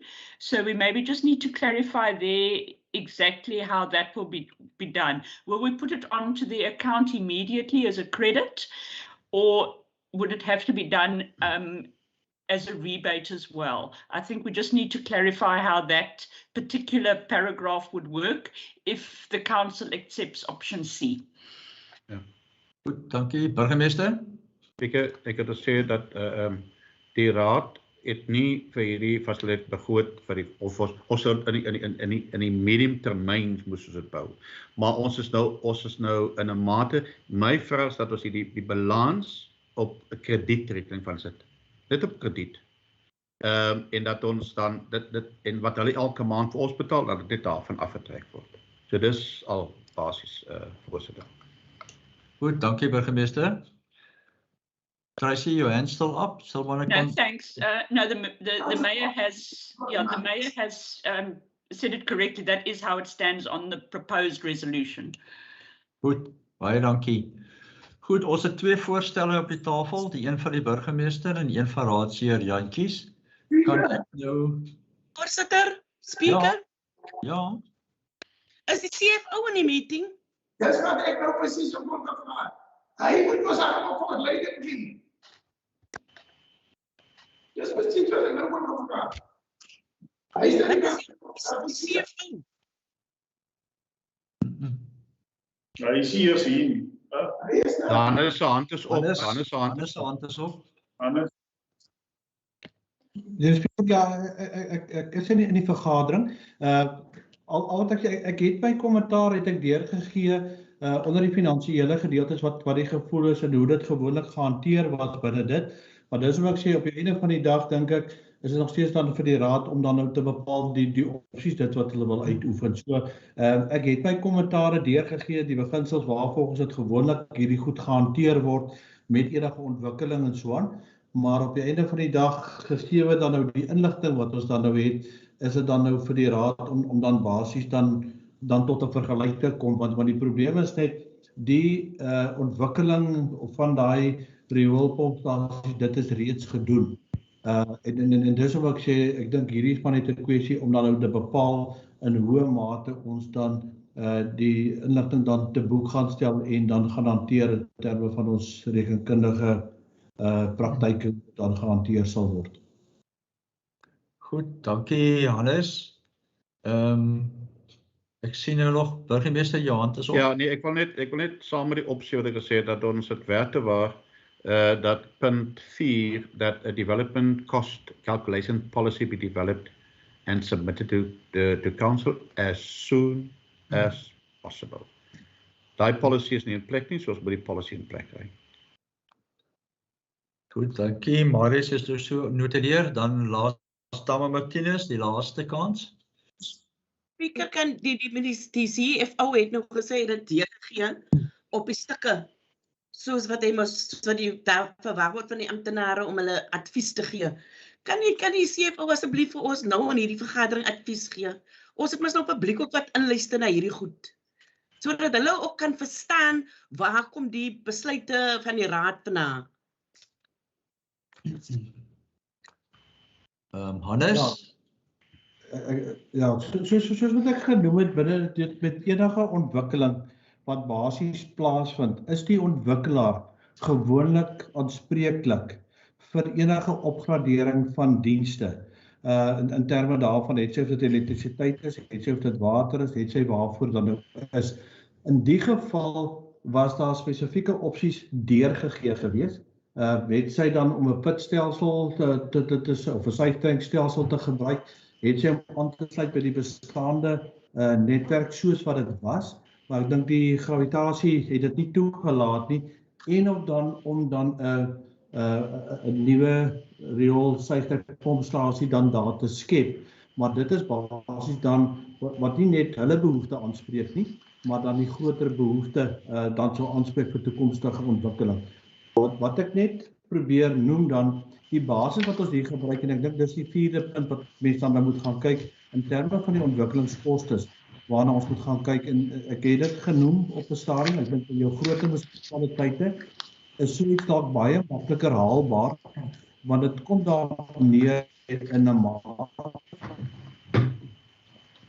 wat jy van 'n subsidiering gee, om daai kostes daar te stel, die pompstasie daar te stel, maar dat alle toekomstige ouens wat dan gaan aansluit, en ek dink dit is wat daai development of daai cost calculation gaan wees, enige toekomstige aansluitings wat dan gedoen moet word, moet ons die kapitale uitleg wat ons nou doen, waarvoor ons verantwoordelik is, moet ons verhaal. Dit kom eintlik maar nou net daarop neer, dit is maar basies soos oorbrugging, soos wat die ouens dan sou aansluit by daai bestaande ding, moet ons dan gaan kyk dat ons dan 'n tipe van 'n heffing het binne daai gedeelte op die basis wat hulle dan 'n bydrae gaan maak.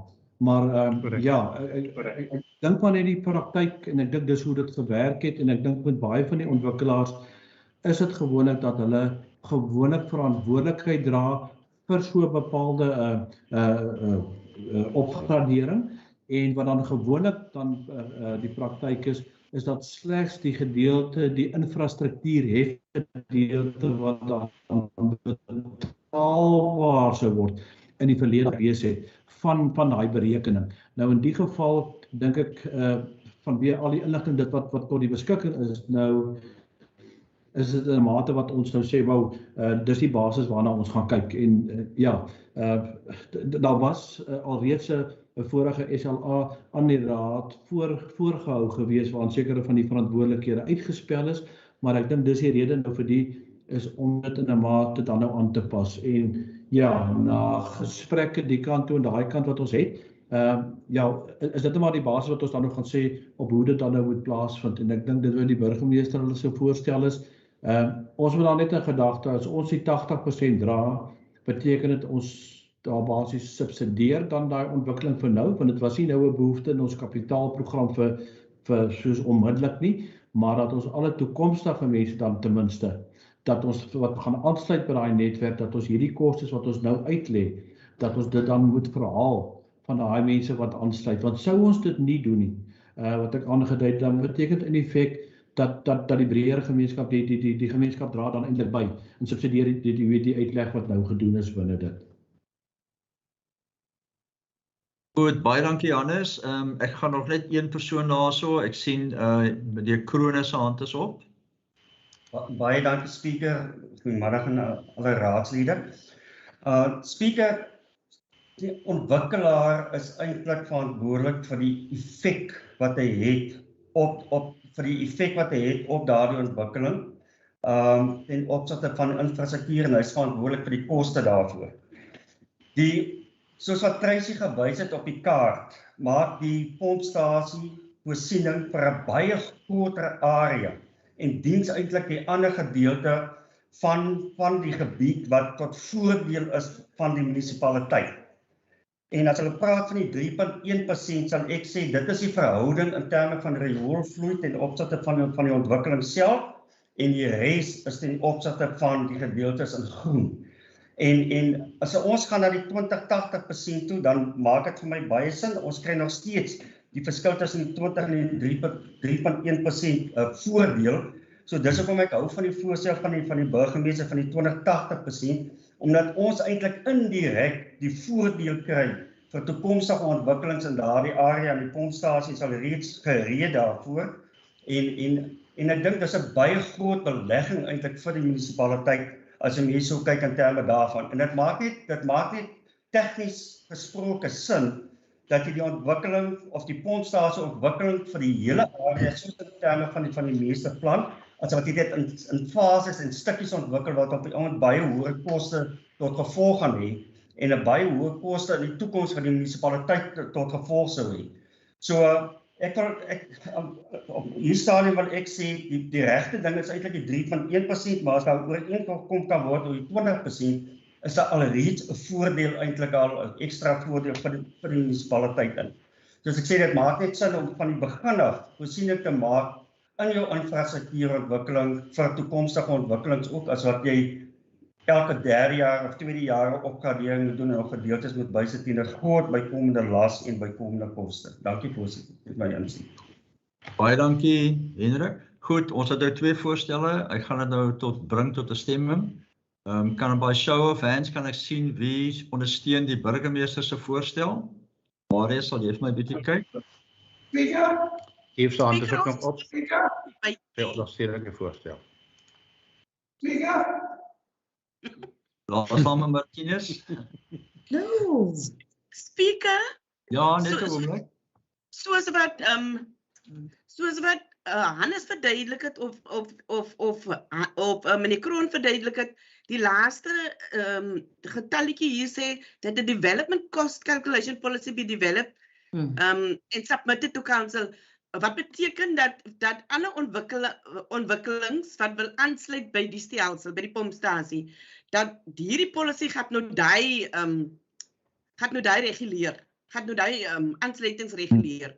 En die tweede vraag wat ek wil vra, so hierdie pompstasie is nou indirek 'n belegging vir KAM, binne in KAM, maar wie gaan dit bedryf en is dit 'n kapitaal projek daar wat gestel word vir die munisipaliteit, of wie gaan in beheer wees van die pompstasie? Is dit 'n kapitale belegging vir KAM?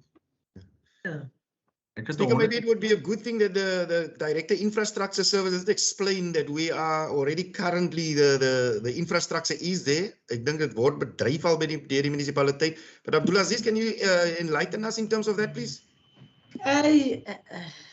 Through you, Speaker. Speaker? Ja, presies. Can I proceed? Yes.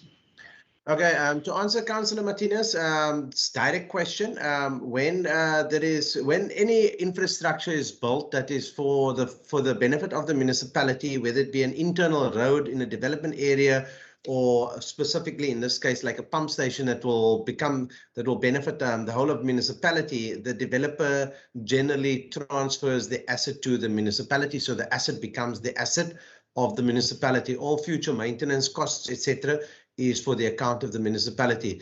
So before this Alville development agreement was concluded, what the tariffs were and the contribution from the municipality, they should have followed a transfer of the asset agreement to the municipality, and it gets appropriated on the fixed asset register of the municipality. So it becomes our property.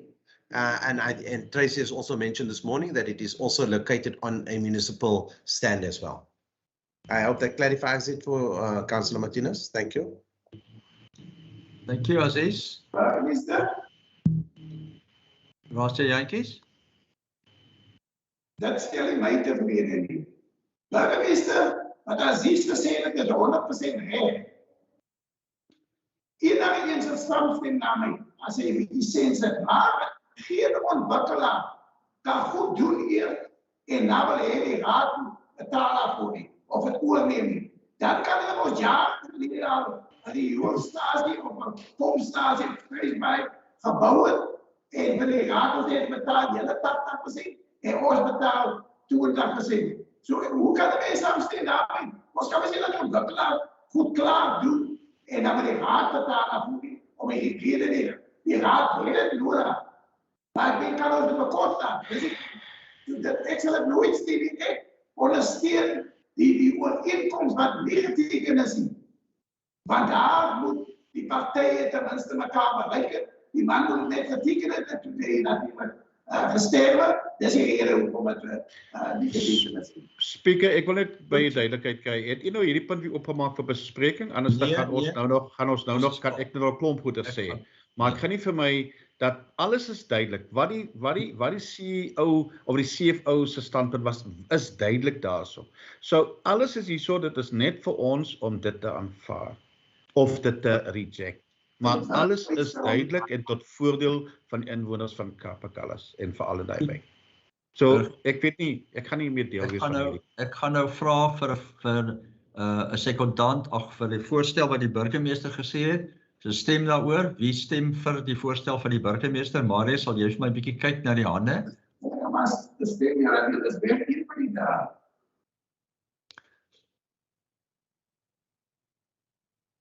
Kan ek sien?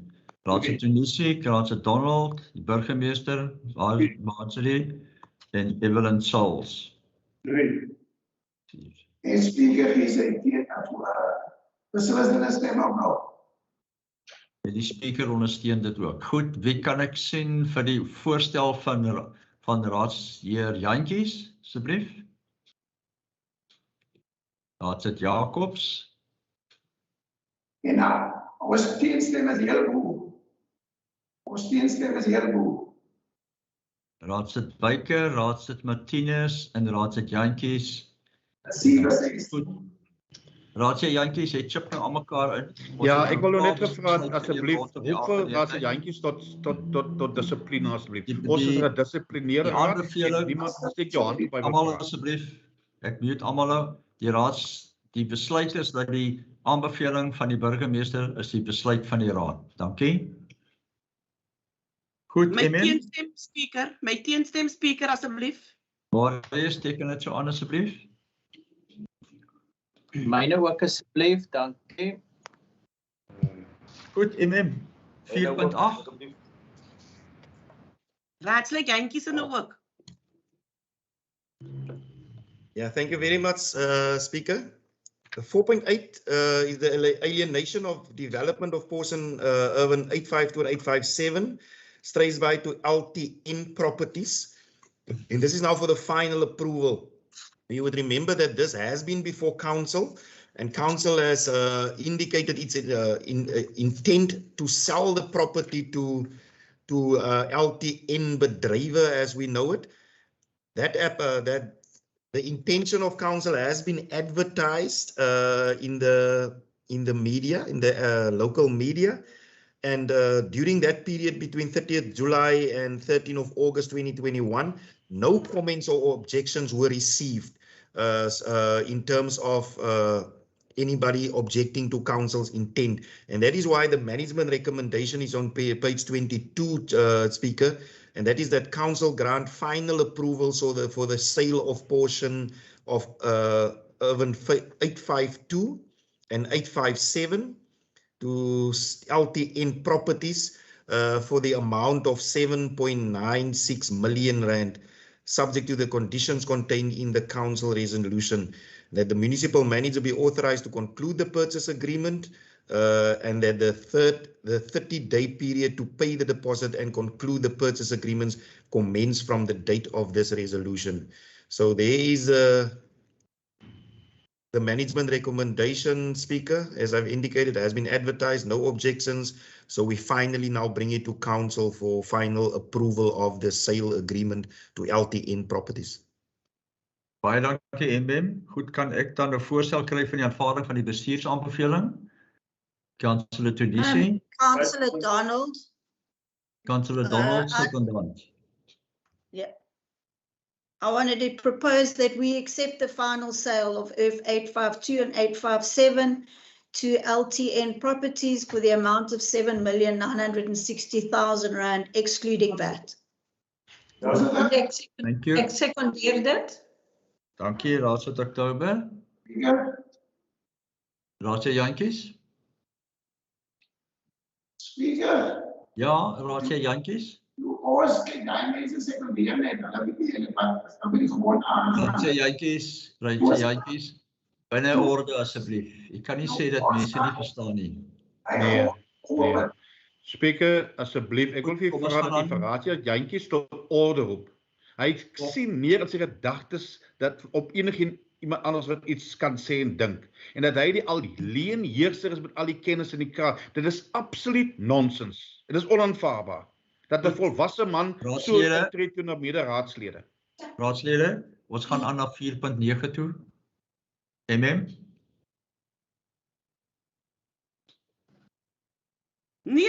speaker, u kan nie net aangaan nie. Dis hande wat gereis is. Jy sal groot sake net kom gaan vir voorstelle en vir sekondante omdat jy Raadsnabe Martinez, ek het gevra vir 'n voorstel en 'n sekondant en ek het nie 'n teenvoorstel gekry nie. Ja, Zoon Jacob se hand is op. Sien u nie die hande nie?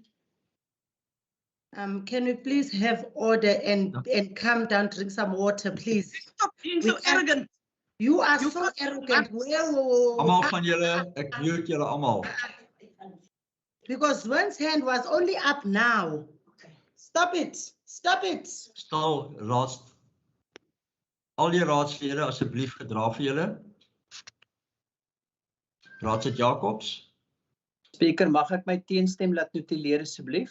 Maak so, Marius. Ek het asseblief spesifiseer hoekom, Speaker. Ons het 2 of 3 jaar gelede R4227 verkoop aan Alwil Properties op 'n publieke veiling wat die markwaarde bepaal het van kommersiële grond in Struisbaai. Met al die besluite wat hierdie raad geneem het in die laaste 2-3 jaar het ek teenstemme aangeteken rondom hierdie punt en vandag teken ek die laaste teenstem aan dat met hierdie unsolicited bid het ons glad nie die markwaarde vir die grond gekry wat ons sou kon gekry het ons op 'n ander wyse besluit om van die grond ontslae te raak of te verhandel nie. So hiermee my teenstem. Dankie, Speaker. Goed, Marius, teken dit so aan. Goed. 4.9. Wat is die voorwaardes dat julle die grond verkoop? Here, lees net. Thanks, Speaker. Can I proceed to 4.9? Asseblief. Okay, 4.9, Speaker, is the time schedule for the 2023 IDP budget process and some guidance on the new 5-year IDP compilation. Just to give some input is that you'll remember the previous election has been in August, and that normally gave council an opportunity to prepare for the next cycle of 5-year IDP with a new council. But the elections has been promulgated for the 27th of October, which obviously limited the time for the new council to enter into or start with a new 5-year IDP process. And then subsequent to that, there's also now a request for postponement, which there's still not clarity about if it's going to be postponed or not. But lang story kort, Speaker, dit bring eintlik die hele IDP proses wat moet begin eintlik met die nuwe raad, because the new council would have started with a process plan of developing a new 5-year IDP already. So that makes when the elections is being postponed, it will obviously make it impractical for the new council to start with a 5-year IDP process. And that is why you will note there's a recommendation on page 25, which seems to be the approach that all municipalities are taking in the Western Cape and other provinces as well, that the next council or the council that is going to be elected, that they adopt the predecessor's IDP and then start with a new IDP once they are ready for it in the new council. And that is the management recommendation is on page 25, is that the time schedule of key deadlines of the 22-23, 23-24 and 24-25 budget and IDP review be approved in terms of Section 21, and it's read together with Section 28, which and that means that it proposes the adoption of the existing IDP by the new council after the elections. So that is what is actually being proposed to this council, that this council approves the process plan. When the new council come in, they adopt the predecessor's IDP, and then it provides at least 1 year for the new council to develop and adopt its own 5-year IDP. So that's just in a nutshell. I'm sure Tracy would want to add a little bit more to just make it a bit more clearer to council of what is going to happen with the new cycle of 5th generation IDP. Tracy? Thanks, Yeah, there's not a lot that I can add at the moment, but yeah, I think as council can well imagine, you know, if one has an October election, the council, by the time you've got the council constituted, by the time the district is constituted and your ward committees are established, you're actually well into the new year already, which is really not going to leave a sufficient time to do a decent public participation process. And then obviously, remember, we have COVID in the mix as well. We don't know where that is going to take us. So our proposal, like the MM said for now, is that we are making the same proposal as the guidance that was given to us, that we propose to the new council that they adopt the IDP of this council, and that going forward we make use of the community needs we already have and basically extend our existing IDP for another year. That will then give us the opportunity to then start afresh with the new IDP when the new council is elected, and you know, give sufficient time to be able to follow all of the processes properly. Obviously, of course, you know, I mean, we still don't really know if it's a February election. That is really the only option. But yes, what one also just needs to consider is that, you know, the time schedule has to be approved by the end of August. So we have to get that through council now, because that guides the budget process. So it's a bit of a different way of doing things this time round. You know, had we had a July or an August election, it would have just been the process as normal. But yes, this is what we're proposing now.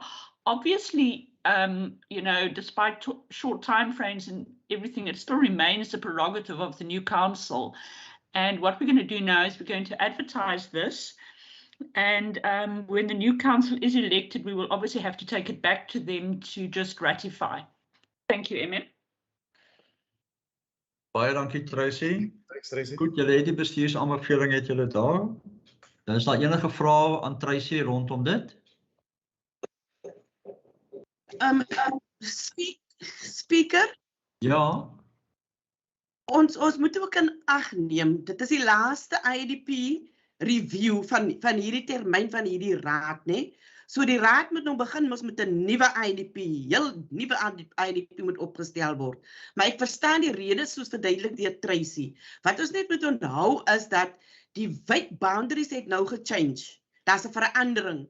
So dieselfde goed wat nou op die IDP is, byvoorbeeld vir wijk 6 kan nie dieselfde bly vir die nuwe raad om te aanvaar nie. So ons moet dit ook in ag neem. Maar dan moet 'n nuwe IDP opgestel word vir die nuwe raad.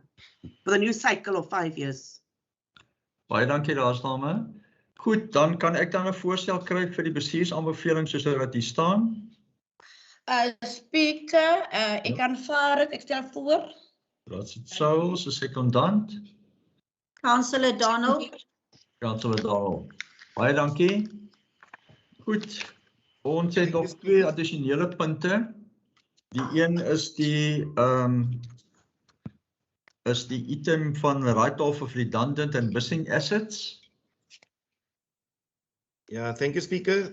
Dis een van die 2 addisionele punte op die agenda.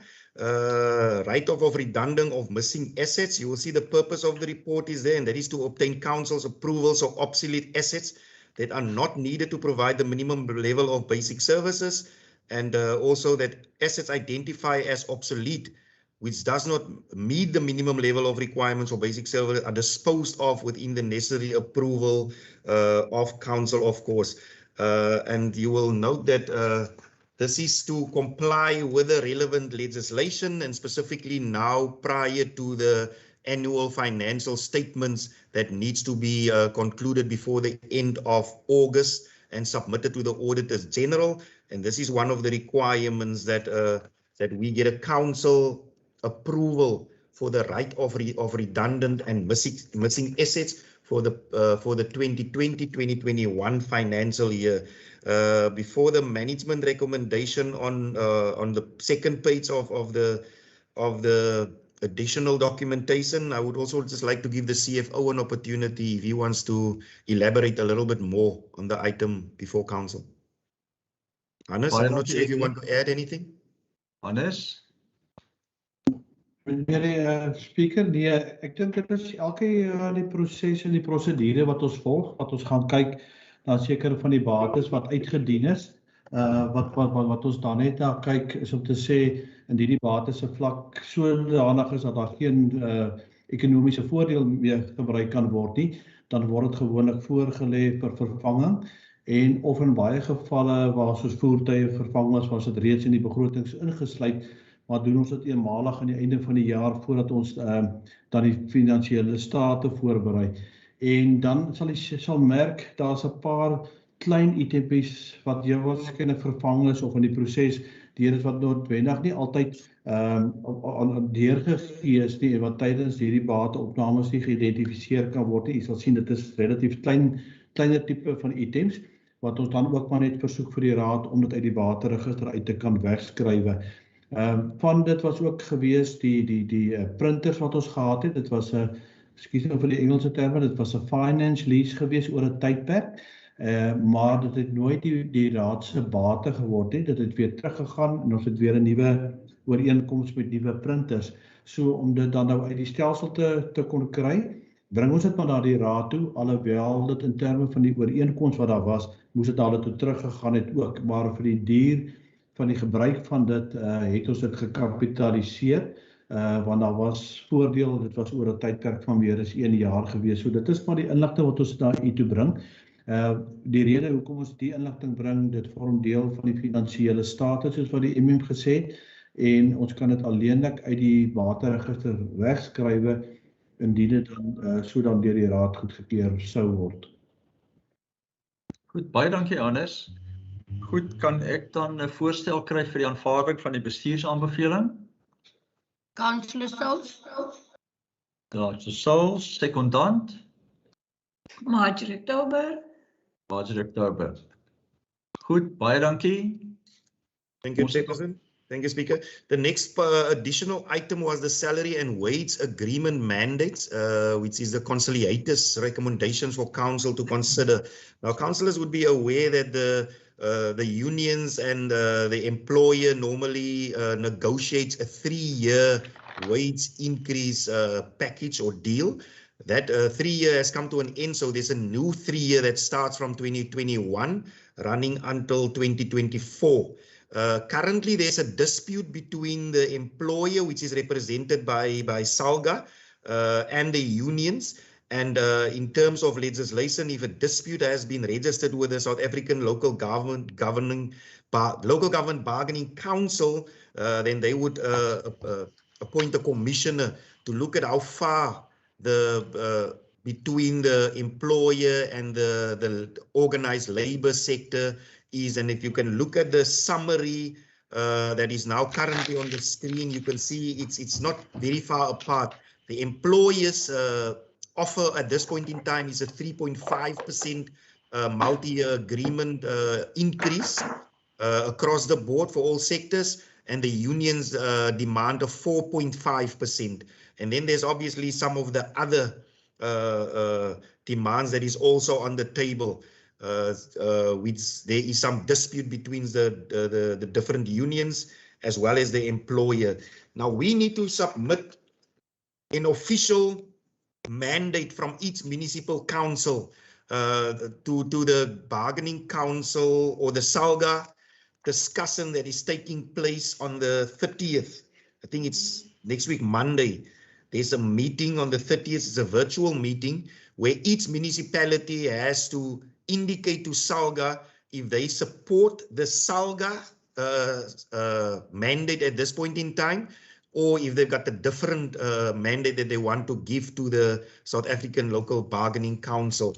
So we are bringing this item here for two reasons: to get a clear mandate from the council, and also to identify a councillor that is going to represent Cape Agulhas municipality at the meeting on Monday, together with one of our human resource officials that will also form part of that virtual meeting that is taking place on Monday. The management recommendation at this point in time is that council support the employer mandate as a formal mandate, the one that comes from SALGA, which stands at 3.5%, and all the others, let there be a freeze on the not increases. And also the second part is that we nominate a councillor as well to represent us at that meeting. So I'm not sure if there's any questions for clarity, anything you want to discuss before we go into the management recommendation, Speaker? Goed, is daar enige vrae van die raadslede af rondom die aangeleentheid? Maybe just to indicate that we have initially identified a 4.5% increase in the budget that have been adopted by council earlier this year. So we would be lucky if they settle, for instance, at 4%, then we will be within that parameters where we have already made provision in our budget for a 4.5% increase in terms of the salaries. Goed, baie dankie MM. Raadslede, kan ek dan 'n voorstel kry vir die aanbeveling van die bestuursaanbeveling?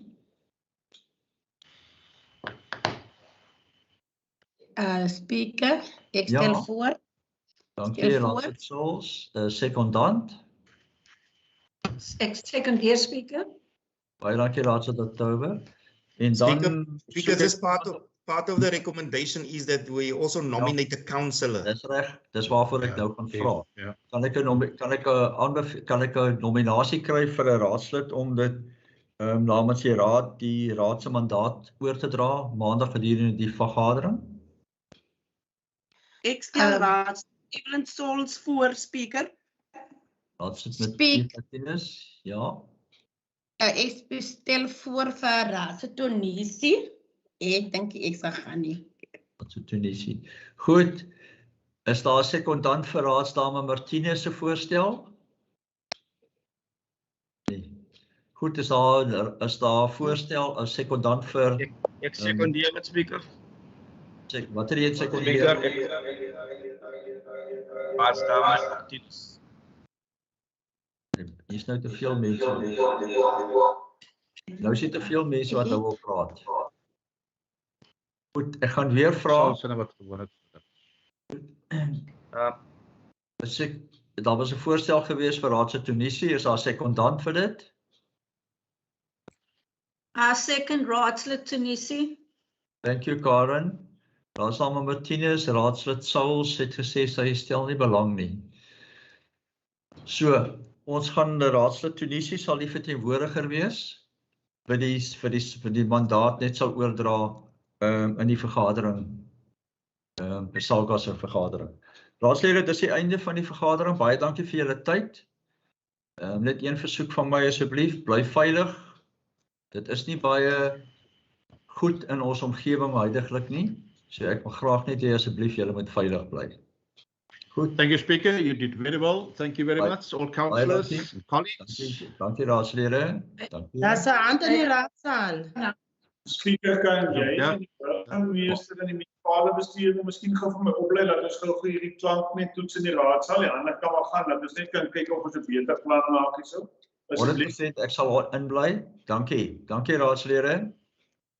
Okay. Bye everyone. Lekker bly Tannie Eve. Lekker slaap. Bye bye. Groete daar aan die sin. Jy ook. Okay. Bye everyone. Okay, Speaker, op die stadium sit ons nou die mikrofoon op die skerm van Teams sit ons aan en dan praat ek nou normaalweg. So dis so ek wil normaalweg praat.